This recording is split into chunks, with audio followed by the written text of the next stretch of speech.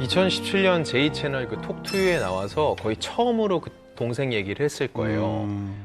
데뷔한 지 10년 만인데 그 전까지는 자기가 이렇게 동생에 대한 얘기를 갖고서는 홍보성으로 얘기를 해서 자기를 알리려고 한다 이런 얘기를 정말 듣기 싫어서 더 꿋꿋하게 해왔는데 어느 순간 이제 스타덤에 오른 다음에는요.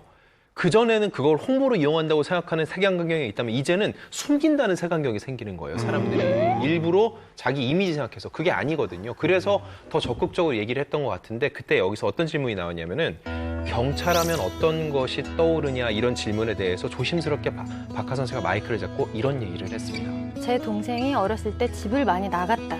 제 동생이 조금 아픈 친구다. 문을 잠궈 놓지 않으면 집을 나갔다. 집이 서울이었는데 동생을 포항에서도 찾고 부산에서도 찾아왔다.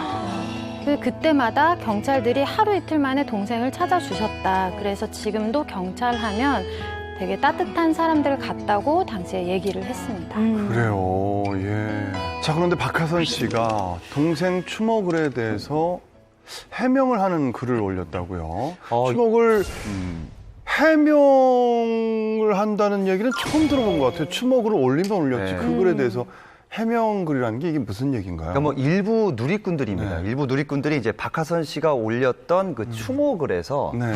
한 번씩 너를 부끄러워했던 내가 부끄럽다라는 말에 집중하면서 비난을 가했기 때문인데요.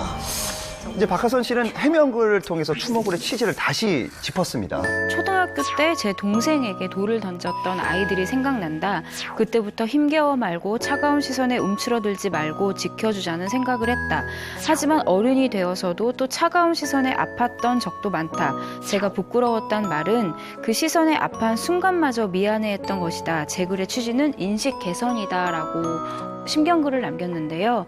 하지만 현재 추모글과 해명글 모두 삭제된 상태입니다. 안타깝습니다. 저는 이 얘기를 좀 예. 상황을 전부터 알고 있었고 박하선 씨를 많이 봐왔기 때문에 그런 논란을 보고선 솔직히 이런 얘기를 하고 싶었어요. 이렇게 쓰는 네티즌들 정말 못돼 썩었어요. 네. 어떤 의미냐면 저도 동감입니다. 예. 예. 이건 너희들 보라는 얘기가 아니라요. 본인한테 하는 자책이자 하늘에 있는 동생 보라고 한 얘기예요. 내가 너한테 그렇게 했던 게 미안하다는 얘기를 하고 있는데 어떻게 여기다 대고 그런 얘기를 할 수 있어요. 심지어 그런 얘기도 있어요. 스웨덴 장애인에 대한 복지가 잘 돼 있는 나라 얘기를 하니까 너 그럼 스웨덴 가서 살아라? 이게 할 얘기입니까? 이거는 장애를 가진 가족을 둔 사람으로서 그동안 자기가 얼마나 힘들었고 자기가 도와주지 못한 부분까지 좀 더 복지가 있었으면 좋겠다 생각하는 안타까움을 쓴 건데 그거에 대해서 욕을 한다는 건 말이 안 되는 거거든요. 박하선 씨는 위로받아야 될 사람인데 공격을 받고 그런 공격에 대해서 또 해명을 해야 되는 정말 말도 안 되는 일이 벌어진 겁니다. 그리고 이 추모글이 뭔가 의미를 곡해할 만큼 어려운 글이 아니잖아요. 그럼요. 누가 봐도 어떤 의미인지 다 가슴에 와닿는데 이걸 굳이 그렇게 꼬아서 트집을 잡고 악플을 다는 것 자체가 이해가 안 가네요. 트집을 위한 트집이죠. 그러게요. 진짜 논할 가치가 없어서 네. 그냥 말할 필요가 없는 것 같아요. 맞습니다. 이걸 맞습니다. 말하면 네. 오히려 더 이 사람들은 내 맞아요, 글 맞아요. 가지고 얘기 안 해 이러면서 더 이럴 것 같아서 맞아요. 아예 그냥 무시하는 게 나을 것 같아요. 맞습니다. 위치가 맞습니다. 세상에. 네.